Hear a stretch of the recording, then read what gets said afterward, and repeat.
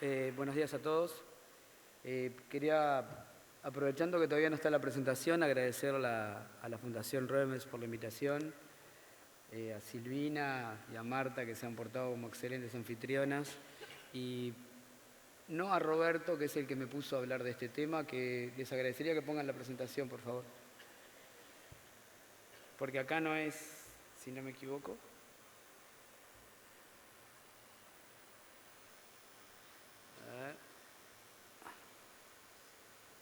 Ahí está. Bien, para empezar quiero hacer algunas preguntas al auditorio. ¿Hay gente acá, enfermeros, colegas que estén trabajando en el área prehospitalaria? Levanten la mano, por favor. Uno, dos, pocos. Por allá arriba no veo bien, pero algunos. Después, en puerta de emergencia o la guardia de emergencia, no sé cómo es que le dicen. Bárbaro, genial. Impecable la mayoría. El resto en cuidados intensivos. Bien. Yo voy a enfocar mi presentación en triaje en situaciones especiales, fundamentalmente en el área prehospitalaria, que es donde trabajo hace 25 años. Y hablar de triage en situaciones especiales, el triage en el área prehospitalaria es una situación especial, porque es una situación en donde uno tiene que clasificar víctimas para la asistencia, que no es una cosa que se hace todos los días, pero cuando uno habla de hablar de una situación especial, de otra situación en especial, complejiza un poco el tema y básicamente me voy a concentrar en estos 4 tópicos que son las situaciones combinadas, que es cuando se combina trauma con alguna otra de las características, qué hacer en incendios, qué hacer en sustancias peligrosas o intoxicaciones, y en electrocuciones, que son cosas que son poco manejadas muchas veces por la gran mayoría de los profesionales de la salud. El punto de partida de cualquier situación de triage siempre es evaluar una situación. Establecer un perímetro de seguridad es una cosa que yo, por ejemplo, escuchaba cuando hablaba mi amigo Roberto. Pocas veces se hace, como es una situación poco frecuente el triage en sí en el área prehospitalaria. A mí me ha pasado durante muchas veces llegar a lugares en donde la policía, que es quien debería estar manteniendo un perímetro de seguridad, están sorprendidos con la situación, fumando en la vuelta, pero difícilmente estén estableciendo un perímetro de seguridad donde solamente ingrese el personal sanitario, y a veces tampoco hay experiencia para definir cuál es la zona caliente o la zona roja, la zona amarilla o la zona verde. Entonces se improvisa mucho entre medio de este tipo de situaciones. Pero cuando hay que hacer triage en una situación que no es frecuente, se complejiza muchísimo más. Entonces, porque establecer objetivos y estrategias en situaciones poco frecuentes es tal vez uno de los desafíos al que se presenta el primer equipo en la asistencia, que va a ser quien comande, por lo menos desde el punto de vista de la asistencia, la situación, y tiene que ser un equipo local que conozca cuáles son los recursos y las posibilidades de asistencia disponibles, porque si no es imposible gestionar una situación donde hay distintas víctimas. Por lejos, el trauma contuso o penetrante es el más frecuente en situaciones con múltiples víctimas.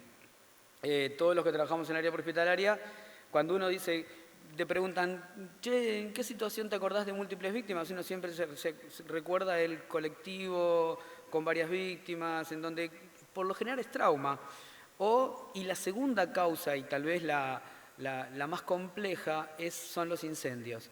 Después, a partir de ahí empiezan situaciones combinadas en donde es necesario adaptar el protocolo general de la asistencia en triage a una situación en particular donde se complejiza la asistencia. Entonces, básicamente, este tipo de las cosas de las que voy a hablar.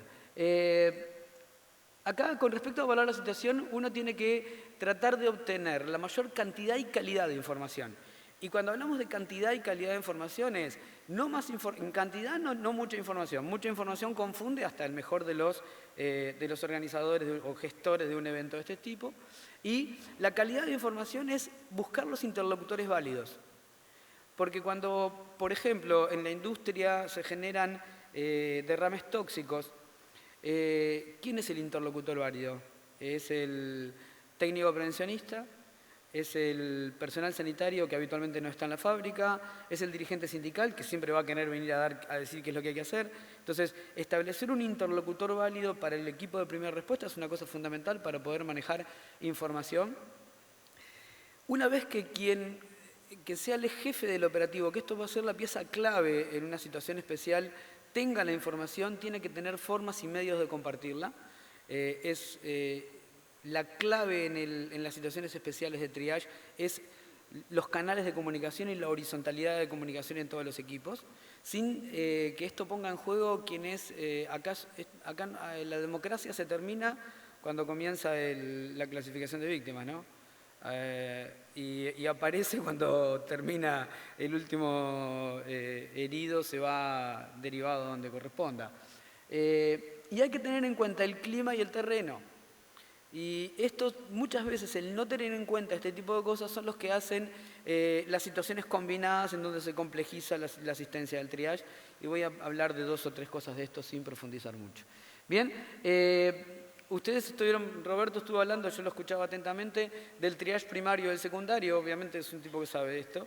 Y en el puesto, en el lugar, hay que hacer un triage primario y un triage secundario.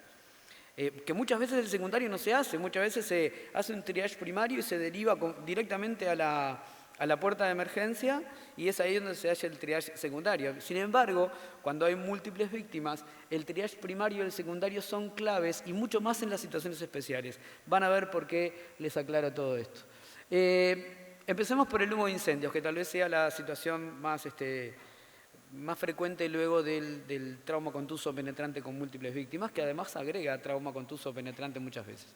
El humo de incendio tiene una mezcla de partículas que tienen mucho carbón. Y esto, si uno se pone a ver que lo primero que te mata una víctima es la obstrucción de la vía aérea, en cualquier caso, sea una o sean 500 víctimas, cualquiera que haya estado con pacientes que han salido de dentro de incendios y haya visto una fibrobroncoscopía, ve lo que son las partículas de carbón en la vía aérea.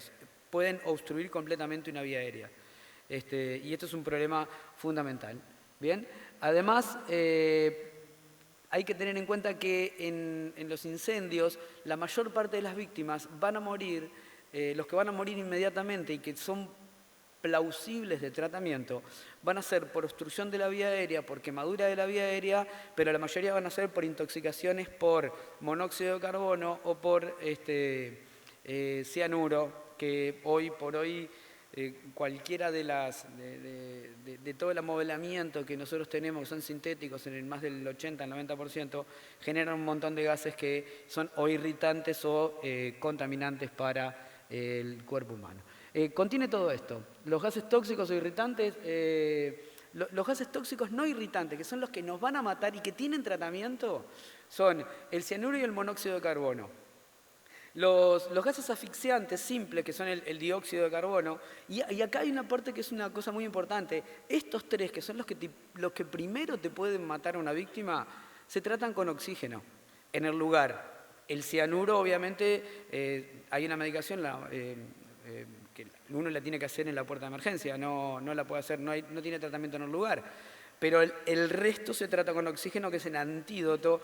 Entonces esto es un punto clave para entender cómo actuar y qué objetivo se tiene que proponer uno al momento de asistir a un evento donde hay intoxicados por humo.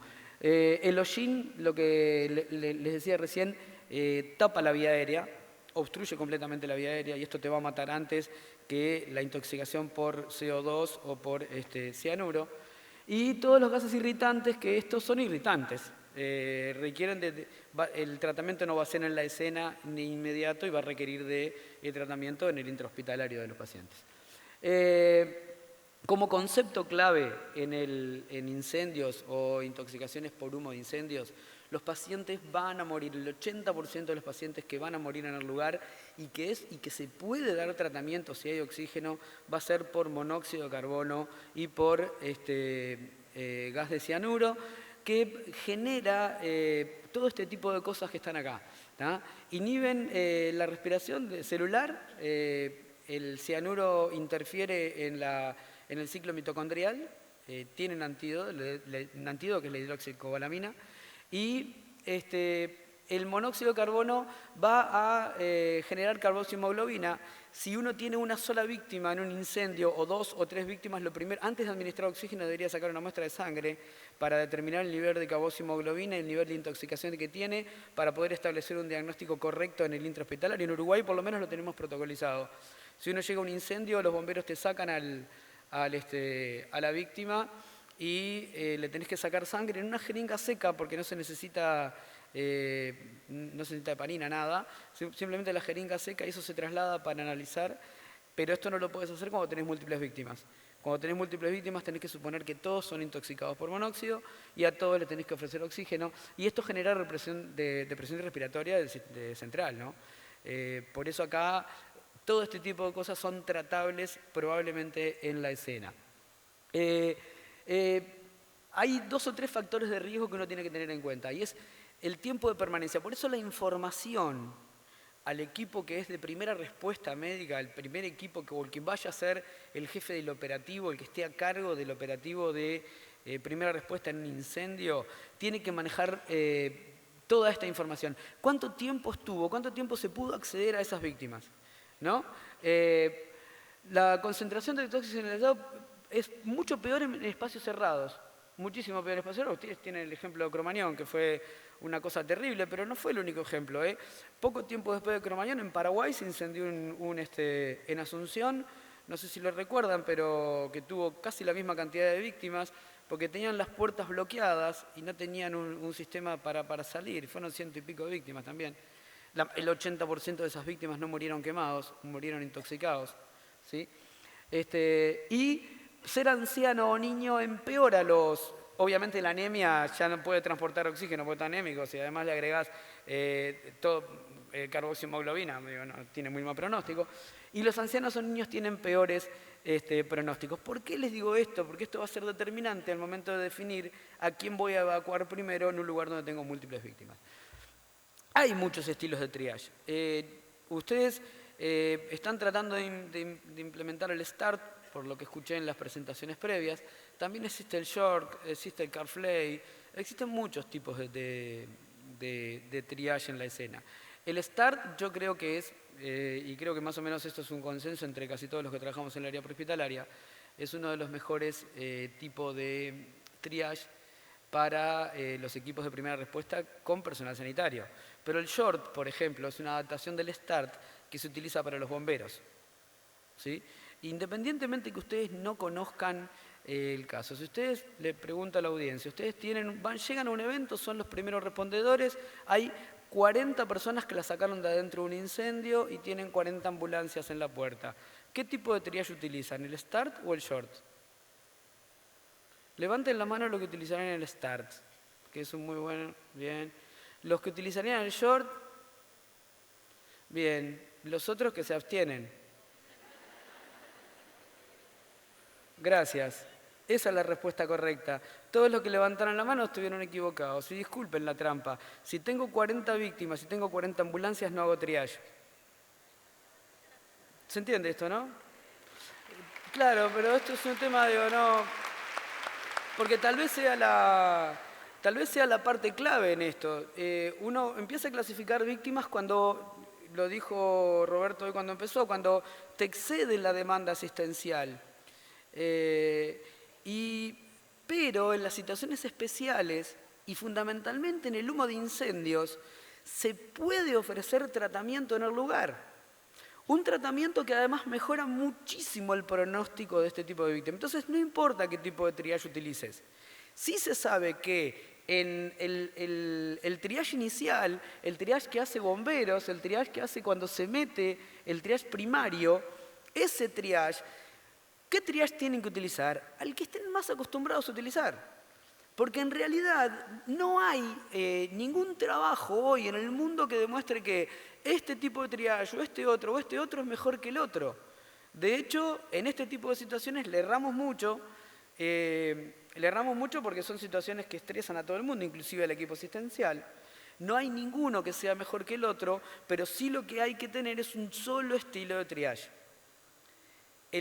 Tanto el equipo que entra en la escena como el que hace el triage secundario, que ahora voy a hablar un poco del triage secundario porque es clave en este tipo de situaciones, como el que está en la puerta de emergencia tiene que saber qué tipo de triage se utiliza en el lugar, porque yo tengo que saber cómo fue que clasificó ella, cómo fue que clasificó él, para poder entender cuáles son las diferencias en la evolución de este tipo de pacientes, que son pacientes dinámicos.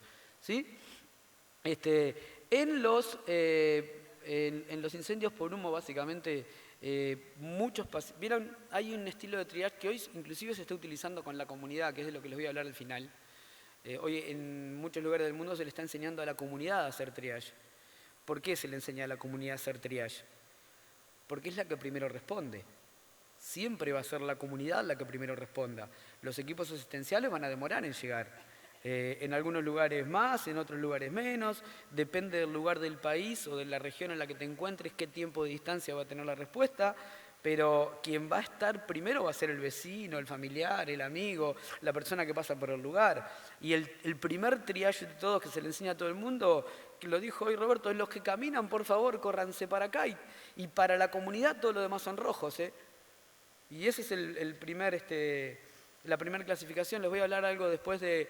Hay un curso que está llevando adelante la gente de Mahed David Adom, que es la Cruz Roja israelí, que se llama Los 7 primeros minutos. Creo que lo dieron en Argentina hace poco. Cuando lo llevaron a Uruguay me contactaron y me dijeron, nos gustaría saber, Gaspar, si vos podés desarrollar este curso acá en Uruguay. Y yo lo miré, el curso es espectacular. Se le enseña a la comunidad qué hacer desde que se genera un evento con múltiples víctimas hasta que llegue la ayuda médica. Y la comunidad no solamente clasifica, sino que además tiene una forma de comunicación directa con el Centro de Asistencia de Emergencias y logra que no se colapse el lugar. Por ejemplo, si hay un derrumbe en una guardería, van a llegar primero los padres que los bomberos. ¿Me entienden lo que les estoy diciendo? Los bomberos es probable que no puedan acceder porque los padres van a colapsar la entrada. Entonces se le enseña a la comunidad cómo hacer una noria de entrada y de salida. El problema que había con ese curso cuando me lo propusieron a mí en Uruguay es que les dije, ellos le llaman los 7 primeros minutos porque ellos tienen un tiempo de respuesta prehospitalario de 8 minutos. Y yo les dije, lo primero que tenemos que hacer es cambiarle el nombre. En Uruguay le tenemos que poner los primeros 20 minutos porque el tiempo de respuesta que nosotros tenemos es distinto que el que tienen en los países del primer mundo. Y yo calculo que acá debe pasar más o menos lo mismo. Entonces, estas son cosas que uno tiene que tratar de adaptar la realidad o la propuesta de lo que es la evidencia internacional a lo que es la realidad asistencial que uno puede llegar a tener. ¿Bien? Esto es un punto clave, yo creo. Todos los pacientes que estuvieron expuestos al humo tienen criterio de internación. ¿Sí? Porque la intoxicación por monóxido puede generar muertes a las 12, 24 horas posteriores. Y entonces, todos los pacientes que estuvieron en el humo, bueno, acá uno puede colapsar el sistema sanitario de un país como el mío, por lo menos, seguro, porque es pequeño. Yo escucho los números de víctimas con las que hablan, y escuchaba lo que hablaba el colega del hospital italiano, y decía que tenían 30 pacientes por hora. Digo, no existe, digo. Tendrían que mudarse. Bien. En los incendios, establecer los objetivos y determinar las estrategias es clave, y acá uno tiene que... Primero objetivo es tratar de conseguir oxígeno. Cuando uno se enfrenta a un lugar donde tiene múltiples víctimas, tiene que tratar de ofrecer la mayor cantidad de oxígeno a la mayor cantidad de víctimas. Y los pacientes amarillos, que son los que muchas veces pueden tener prioridad asistencial en el lugar, son pacientes que te van a presentar ansiedad, tos, dificultad respiratoria, vómitos, pero están conscientes. Esos, con oxígeno en el lugar uno puede garantizar salvar la mayor cantidad de vidas, porque vos, en el caso de los rojos, vas a tener que tener prioridad de traslado. ¿Bien? Y acá, en las situaciones especiales de triage, lo que te modifica mucho es la cantidad de víctimas, el tiempo de exposición y la posibilidad de derivar a hospitales que vos tengas. Porque muchas veces estos pacientes rojos, cuando vos tenés un paciente que ya está con convulsiones, que está con depresión de conciencia, con una bradipnea severa, ese paciente en realidad la probabilidad de mortalidad que tiene es muy alta. Y acá hoy, en alguna de las exposiciones que hubieron antes, hablaron de los índices de trauma. Vieron que yo les estoy hablando de triage en situaciones particulares. ¿Conocen lo que es el índice de trauma modificado, el índice de trauma pediátrico? Levanten la mano los que conocen realmente ese tipo de valoraciones. ¿No? Pocos, casi ninguno. Bien, en el triage, y acá es un punto clave, para el área prehospitalaria, ¿no? En el triage en la escena, uno define prioridad de tratamiento. En el triage primario cuenta a las víctimas, define quiénes son rojos, quiénes son amarillos, quiénes son verdes. En el triage secundario uno tiene que definir dos cosas: la prioridad de tratamiento en el lugar en función de, de tu capacidad de respuesta asistencial, y también a quién voy a trasladar primero. Y para eso es para lo que te sirven los índices, en el área prehospitalaria, el índice de trauma. Ya sea el revisado o el que utilices, porque lo que miden los índices de trauma es probabilidad de mortalidad. ¿Vieron que yo les dije los que tienen peor pronóstico son ancianos o niños? ¿Ah? Lamentablemente a veces uno tiene que resolver dejar a un niño porque tiene menos chance de sobrevida y llevarse a un adulto porque sí tiene más chance de sobrevida, y corres el riesgo de que si te llevas al niño porque es el niño, se te mueran los dos. ¿Se entiende lo que estoy diciendo? Entonces acá cuando uno mide esto, lo que está midiendo es qué porcentaje de mortalidad tiene la víctima. Y muchas veces si el porcentaje es muy alto, tal vez no sean los que tengan prioridad de traslado, los rojos en algunas situaciones, y sí sean los amarillos, porque ahí vas a salvar mucho más vidas cuando estás hablando de eventos en donde tenés múltiples víctimas. ¿Bien?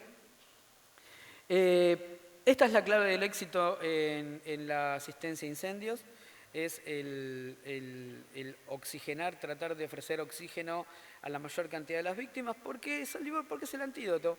Es el antídoto de la gran mayoría de las cosas que van a matar a la gente en un incendio, por lo menos el 80%. El cianuro se va a tratar en el litro hospitalario, donde va a haber que hacer paraclínica previa a la administración del antídoto del cianuro. ¿Bien?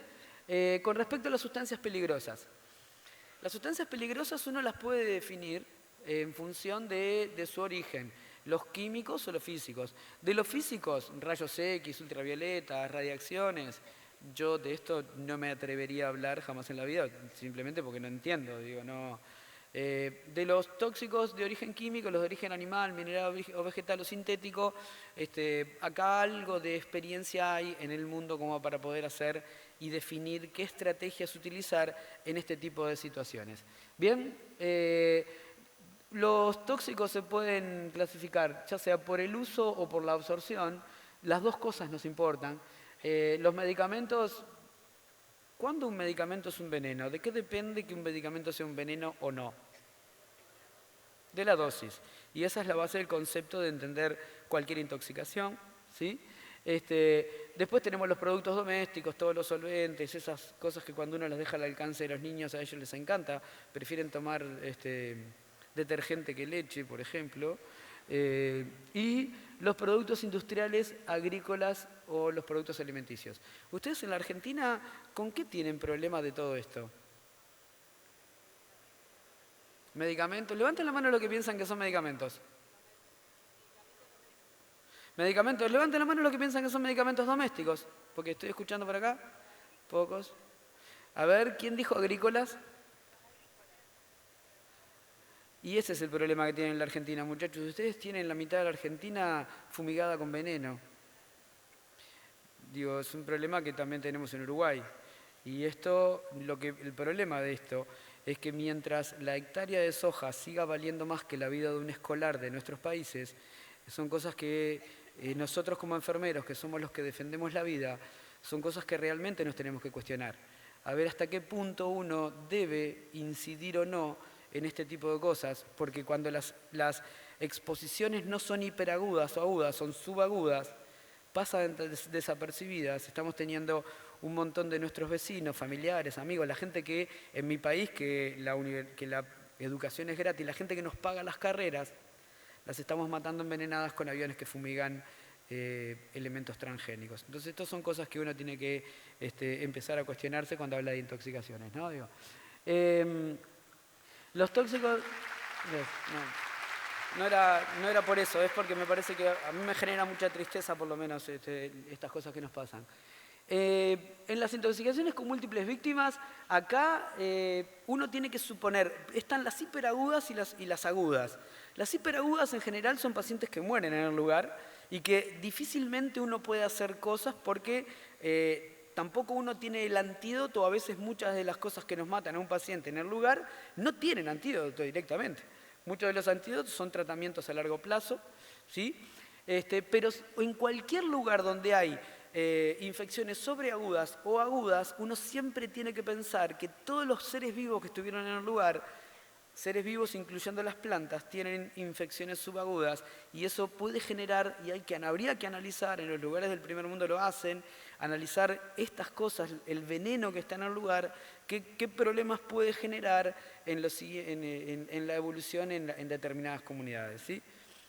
Con respecto a los tóxicos industriales, yo acá los traté de dividir en dos columnas en donde están, en esta columna, la que ustedes tienen a la izquierda, el ácido fluoruro, fluoruro de hidrógeno, el arsénico, los insecticidas, todos los herbicidas.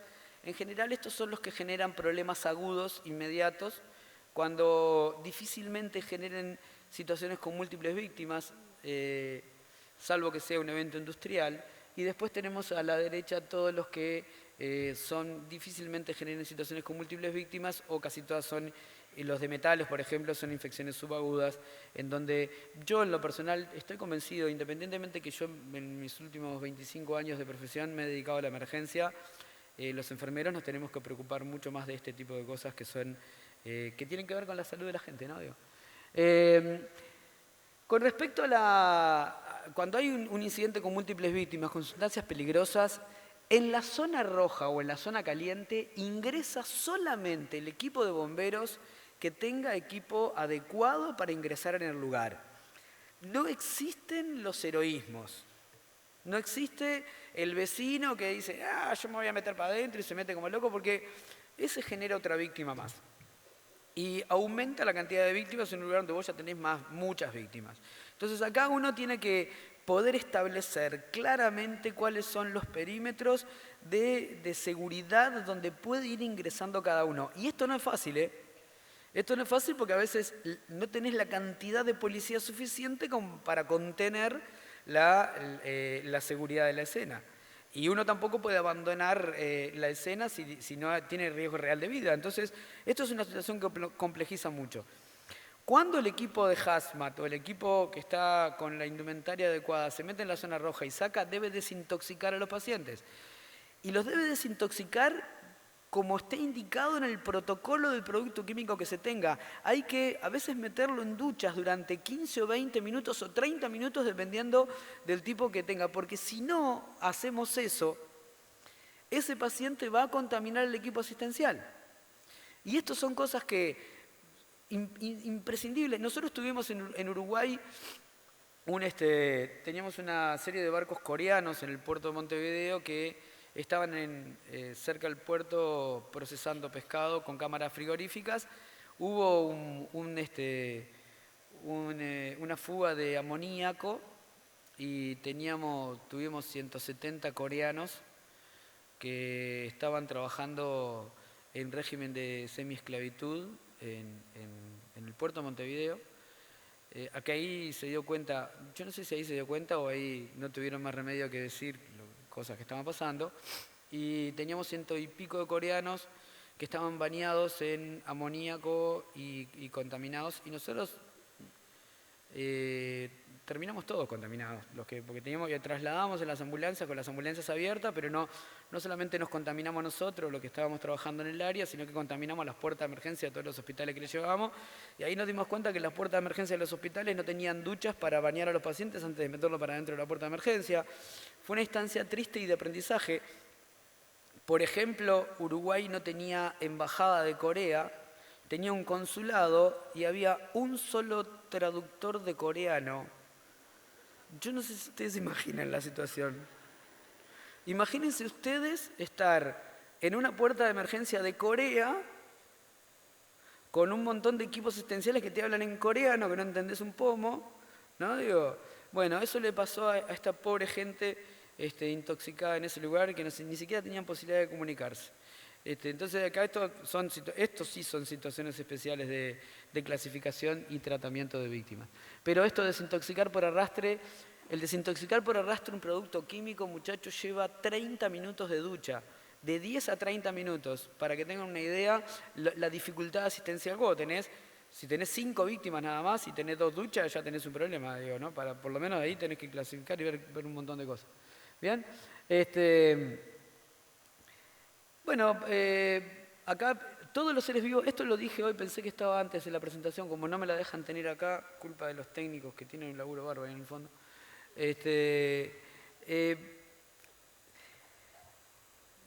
Cuando hablamos de información de calidad en las sustancias tóxicas, ¿quiénes? Me dijeron que algunos trabajan en el área prehospitalaria. Los que trabajan en el área prehospitalaria, ¿tienen largavistas, equipos en la ambulancia? ¿No? En Uruguay tampoco. Y habemos algunos, claro, ¿no? Claro. Y habemos algunos que lo llevamos, y cuando vos llevas tu largavista en la riñonera, ¿no? Los demás te toman el pelo. ¿No? Dicen, que se piensa que es, digo, no. Pero acá yo defiendo mucho la enfermería prehospitalaria y creo que la enfermería debería tener mucho más rol y participación en el área prehospitalaria y mucho más rol profesional. Y tener rol profesional es también tener postura y uniforme profesional cuando uno trabaja en un área, porque eso es lo que te hace reconocerte frente al resto de los profesionales como un profesional importante y necesario. Y este tipo de cosas son cosas que hay que acostumbrarse a tener. Este librito que está acá es de acceso libre en Internet. Les digo porque no está en las ambulancias, por lo menos de mi país, no está. Y es el manual, son las últimas guías de manual de sustancias tóxicas que tienen peligrosidad para el equipo asistencial, te define qué peligros tenés y qué tratamiento tiene, tanto en la escena como en los lugares. Entonces, este tipo de cosas son las herramientas que tienen que estar en la ambulancia o que tienen que estar en la tablet. Nosotros en Uruguay no tenemos historias clínicas en papel, tenemos tablet de asistencia, y en la tablet de asistencia, no sé, debe ser 6 meses que estoy tratando que lo pongan como uno de los PDF, pero nadie me da pelota, digo, no importa. Bien. Un par de cosas más que son poco frecuentes, las electrocuciones. Las electrocuciones, con respecto a la electrocución, uno puede tener 2 o 3 tipos de electrocuciones. Esto supongo que lo sabrán. La fulguración por rayo, la energía de alta tensión y la corriente eléctrica doméstica. ¿Bien? La fulguración por rayo en general, cuando le cae un rayo a alguien, o lo parte al medio y no hay que hacer triage, digo, no. Sí. O a veces, y esto es una cosa que es importante, cuando la corriente corre por el cuerpo de la víctima, por la periferia, a contrapelo de lo que todo el mundo piensa, no genera arritmias cardíacas. Lo que genera es inhibición del centro respiratorio y hace un paro respiratorio a la víctima, o tetanización de los músculos de la pared torácica y hace un paro respiratorio. ¿Sí? En la energía de alta tensión, por lo general, el trauma es la principal causa de muerte, destroza a una víctima y no, cuando ve el punto de entrada y de salida, son gente que tiene muy poca chance de sobrevida. Pero la energía del 220, la energía doméstica, es así, dependiendo del recorrido, genera arritmias, muchas veces arritmias ventriculares, que hacen que el paciente haga un paro cardiorrespiratorio en fibrilación ventricular o en taquicardia ventricular, que son 2 causas tratables de paro con desfibrilación. ¿Por qué les digo todo esto? Porque en la fulguración por rayo, en Uruguay, que nosotros duplicamos en Uruguay somos 3,5 millones de habitantes en todo el país, y entre el 20 de diciembre y el 15 de febrero ingresan 2 millones de turistas. 1 millón son argentinos, para que tengan una idea, ¿no? 1,5 millones. Y van a las playas nuestras y cuando viene la tormenta se quedan mirando venir la tormenta. Sí, es como romántico. Sí. ¿Acá también, Roberto? Bien. Los guardavidas se desesperan, chiflan, no sé, de todo dicen. Los argentinos no le dan mucha pelota a los guardavidas. ¿Qué pasa? No es la primera vez que nosotros tenemos salpicadura por fulguración por rayo. Y es que todos los que están en la arena mojada, cae el rayo en el agua y reciben toda la descarga. Y estos son eventos con múltiples víctimas en situaciones especiales. O los obreros que están trabajando con un andamio y tocan un cable de 220 y reciben 3 o 4 la descarga y tenés 4 o 5 víctimas. Este es el único caso en donde se invierte el triage. Y se asiste primero a los que están en paro cardíaco. Y esto es un concepto clave porque los que no hicieron el paro no van a parar. Tal vez haya que relojearlos, tal vez sean todos amarillos y haya que monitorizarlos por 12 o 24 horas en la puerta de emergencia. Pero los que hicieron el paro cardíaco, los dos tienen causas de paro tratable. Si es por un paro respiratorio se puede tratar y si es por arritmias ventriculares o fibrilación ventricular también se puede tratar. Y estos son conceptos que me importa que se lleven de esta presentación de hoy. ¿Sí? Las situaciones combinadas, por último, son tal vez las situaciones más complicadas de todas y es cuando vos tenés trauma más intoxicación con hidrocarburos. Yo recuerdo esto nos pasó en Uruguay y esto fue por no valorar la pendiente del terreno. Venía un micro con una familia entera, eran 17 personas que volvían de festejar un cumpleaños de 15 en un lugar a 300 kilómetros de su casa. Chocaron contra un camión de frente en una ruta y murió un bebé y eso trastornó a toda la familia, ¿no? Y la mamá del bebé estaba seriamente lesionada, el chofer también, y había muchos fracturados, porque venía gente que venían durmiendo, sin dispositivos de seguridad, ¿no? Y era en un lugar lejos, las ambulancias llegamos, yo fui la cuarta ambulancia que llegó y los bomberos que llegaron primero empezaron a sacar a todas las víctimas y las fueron acostando en la ruta, ¿no? A medida que íbamos llegando a las ambulancias, había llegado un equipo médico donde había clasificado quiénes eran los rojos, quiénes eran los amarillos, muy bien. Pero lo que no había calculado los bomberos es que había roto el tanque de gasoil, o de diésel, no sé, el camión, y empezó a correr el gasoil en la bajada y bañó a todos los cuerpos que estaban, pero los bañó en gasoil. Entonces teníamos pacientes que eran politraumatizados, que además estaban con una intoxicación por hidrocarburos. Era julio, desvestir a una víctima en julio a un traumatizado con lo que implica la hipotermia para una víctima aumenta enormemente el riesgo de vida. Entonces, este tipo de situaciones combinadas, que son las que pasan en situaciones especiales de triage, son muy complejas. Hubo que trasladar a los pacientes de vuelta con las puertas al viento de las ambulancias en lugares que eran muy distantes. El trauma más electrocución, esto es frecuente cuando vos tenés obreros trabajando en un piso, reciben la descarga y caen todos, y ahí vos no sabés quién recibió la descarga, quién la recibió, quién está, además del trauma tiene la descarga, porque si la arritmia que tiene es por la descarga o ya la tenía. ¿Ah? Y los quemados más intoxicaciones industriales, cuando se emprende fuego en la industria, que tenés inhalación con humo, pero además tenés intoxicados con el producto químico que la industria tenía. Todo este tipo de situaciones de lo que requieren, básicamente, es de esto, es de un jefe sanitario del operativo, que es el punto clave del asunto, que maneje la información y que la horizontalice, que todos los equipos que están asistiendo sepan con qué están trabajando y cuáles son sus prioridades de tratamiento en función de cuál es el mecanismo lesional en este caso, ¿sí? Por eso la comunicación es clave en este tipo de situaciones.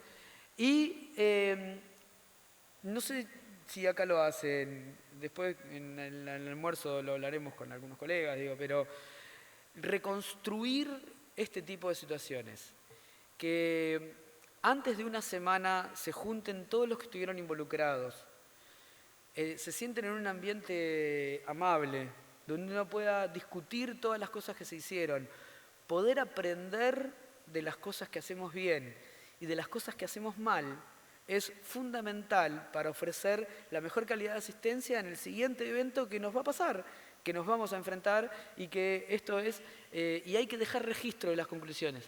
Hay que dejar registro de las conclusiones porque atrás nuestro van a venir nuevos enfermeros que empiecen a trabajar, que tienen que aprovechar de la experiencia que nosotros fuimos haciendo en este tipo de cosas para tratar de salvar la mayor cantidad de vidas. Bien,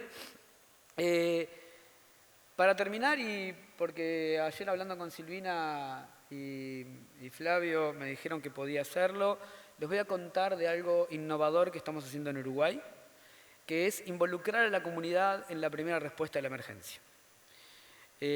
Nosotros estamos convencidos porque la evidencia nos lo muestra, que quien primero va a responder a una situación de urgencia o de emergencia va a ser la comunidad. Necesariamente va a ser así. Si uno viviera en un país en guerra, ¿qué le enseñaríamos a la comunidad? Bueno, que cuando suena la alarma, cuando estaba mirando la hora del almuerzo, porque que no se enoje nadie conmigo, digo, pero cuando suena la alarma de bombardeo, le enseñaríamos a todo el mundo que busque el refugio más cercano, ¿no? Digo, bueno, nosotros, hoy nosotros tenemos que las principales causas de muerte en nuestras comunidades son cosas en donde si la comunidad responde, el trauma, por ejemplo, ANGOR, accidente cerebrovascular, las 5 patologías de la primera hora, muerte súbita de origen cardíaco. Si la comunidad sabe cómo responder, mejoramos mucho la sobrevida. ¿Qué hacemos? ¿Conocen esto? ¿Escucharon hablar de Helpers? Bien. ¿Qué hacemos en Helpers Uruguay? Lo que hacemos es esto. Helpers propone un modelo de atención colaborativa basado en 3 pilares. 1, la formación. Entrenamos gente. Le damos a la comunidad cursos de reanimación y de primeros auxilios. Le enseñamos a la gente 3 o 4 cosas básicas que le van a salvar la vida al vecino, al familiar, al amigo. Utilizamos tecnología. ¿Qué tecnología utilizamos? Utilizamos alta tecnología. Esta, la que cada uno tiene en el bolsillo. ¿Sí? Y a estos 2 pilares le agregamos un fin social. ¿Cuál es? Establecer redes sociales. ¿Cómo? Utilizando una aplicación de celular que se llama Helpers, que en la Argentina la tienen y que es gratuita. Si quieren, descárguenla. La pueden descargar ahora cuando salgan de acá, tranquilamente. ¿Para qué me sirve la aplicación? ¿Cómo funciona esto en mi país? Por lo menos que ya tenemos 2 años de experiencia y les voy a contar algún resultado. Si yo, por ejemplo, me enfrento a una víctima, a un accidente de tránsito, a alguien que está haciendo una convulsión en la calle, abro la aplicación, acá la tengo abierta, ahí tengo es esto que está acá, tengo un botoncito que tiene una H de Helpers, aprieto la H de Helpers y me abre una parte del celular que dice asistencia médica. La aplicación sola me abre el micrófono del celular, graba lo que yo diga. Entonces me deja la mano libre. Si hay alguien que está sangrando, digo, tengo una persona que está sangrando, necesito ayuda. Y le comprimo el sangrado. Ese mensaje se dispara.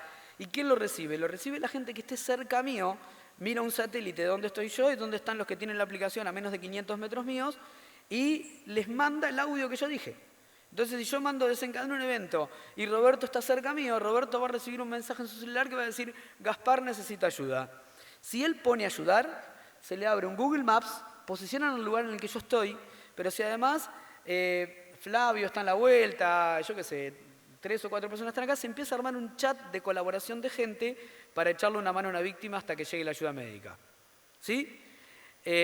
No solamente pasa eso, sino que además un operador de la aplicación y todos los operadores y todos los instructores que trabajan conmigo en Helpers son enfermeros, van a recibir el mensaje y uno va a entrar y va a ir guiando a la gente de la comunidad, porque cuando uno entrena a la comunidad en un curso de reanimación y de primeros auxilios, las personas se olvidan de lo que uno le dice, pero si uno lo llama en el momento y le da indicaciones, recuerdan lo que les enseñaste, ¿sí?